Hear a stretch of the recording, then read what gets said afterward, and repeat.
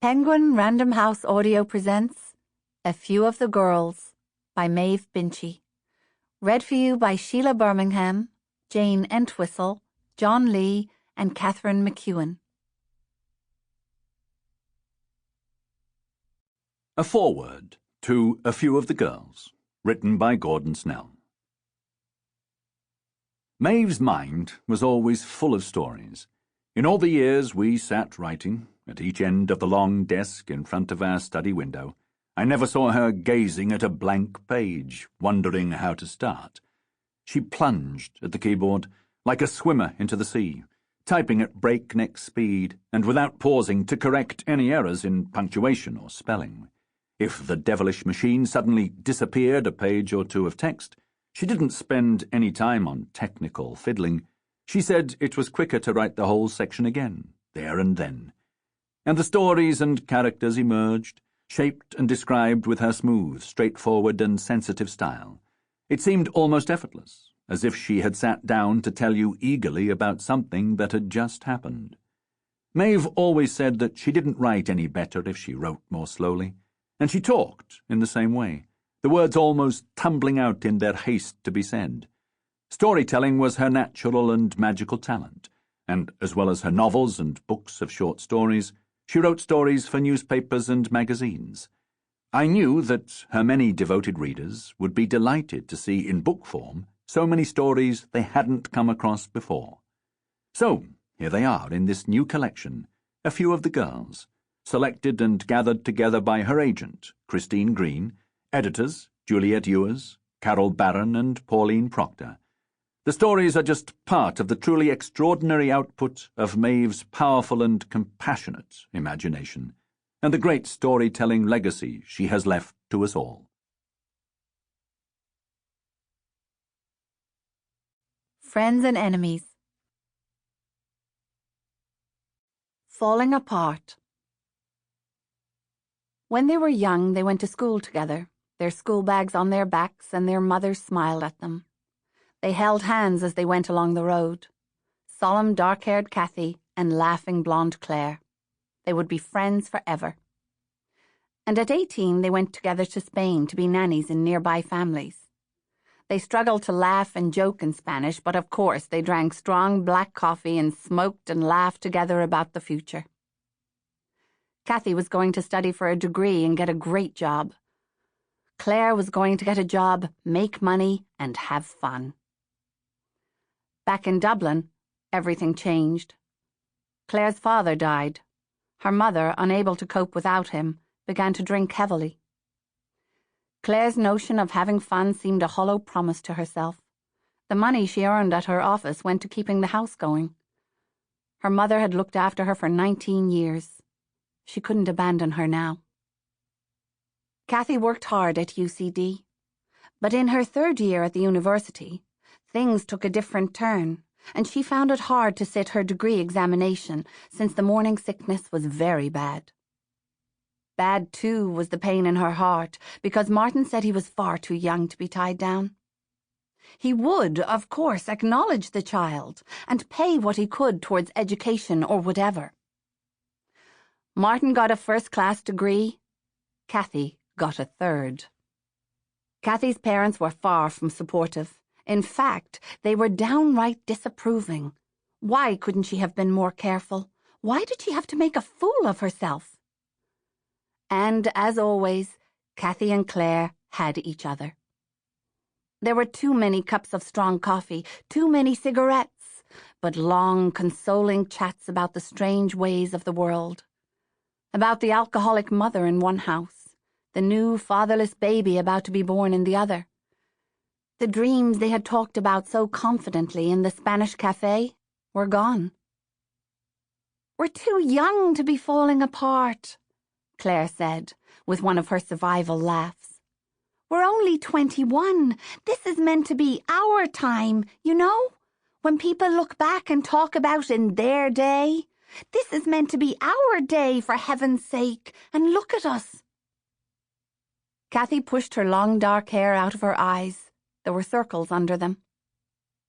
She had never been able to laugh as much as Claire, whose face was set in a smile. These days, Kathy looked like the mother of sorrows in some painting. Her mother was very annoyed about the new arrival. Nothing would console her. No, she did not look forward to being a grandmother. Yes, she might have some time in the future, perhaps, when she had a married daughter and a son-in-law, not under these circumstances. Nor was she pleased that her daughter's career had been cut short, or that Kathy had been made to appear so foolish and abandoned. Let there be no belief that Kathy would find a built-in babysitting service. This house had to continue its own way, and Kathy should consider herself lucky her father was doing up a room over the garage for her and the infant. They sighed, Kathy and Claire. It had turned out very differently indeed to how they had hoped. "At least your mother remembers your name," Claire said, looking for a silver lining. "But she says it with such a sour taste in her mouth, I'd nearly prefer she didn't. I bet Martin will go mad with excitement when he sees the baby." Claire was always full of encouragement. "Aren't you lucky you never loved anyone? It saved you a lot of trouble," Kathy said enviously. Claire puzzled about this afterwards. Why was it assumed she had never loved anyone? She had loved Harry at work for a year, but Kathy hadn't understood. Claire and Harry hadn't had an affair, so apparently this didn't count as love, not in Kathy's book. And Claire sort of loved Michael at work now, but kept him at arm's length, because it wasn't fair to involve him with all her problems at home. Michael knew of her mother's drinking, but Claire's optimism kept telling her that perhaps it might all sort itself out. Then she and Michael could meet as equals without all this drama hanging over them. Kathy assumed that Claire and Michael were just friends, mates, in fact. There had been no full sexual relationship. How could love be involved? Kathy's waters broke in Claire's house. The timing could not have been worse. Claire's mother was singing rebel songs in the next room and cursing almost every race in the world, including, rather illogically, the Irish race, which she was purporting to praise in tuneless song. She hurled abuse at the two girls as they left in the ambulance. Kathy's mother came to the hospital, but managed to say to Claire in 3 different ways that if Kathy had a more reliable friend with a better lifestyle, all this would never have happened. Kathy had a baby boy, and as predicted, Martin fell in love with the child and with Kathy all over again.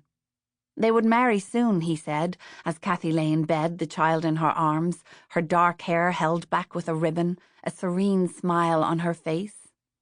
She looked like a contented Madonna. Everything was turning out all right, she told Claire. Maybe they weren't all falling apart after all. Claire tidied up the house, washed her mother's clothes, put the bottles in a box for the bottle bank.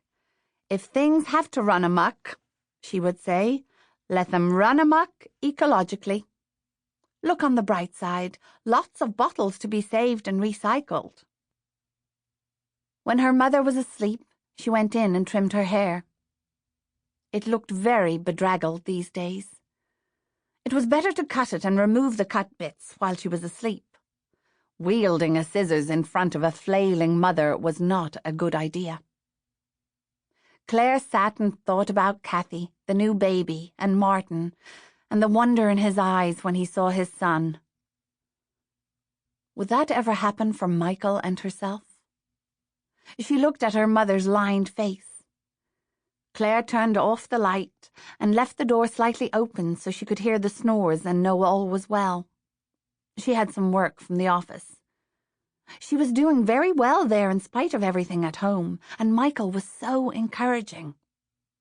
She sighed and decided not to think about being 22 next birthday and having the odd feeling that her life was over. Martin's parents put a lot of obstacles in the way when he said he wanted to marry Kathy. Too young, not started in his career, too much responsibility. And anyway, the girl seemed... Sample complete. Ready to continue?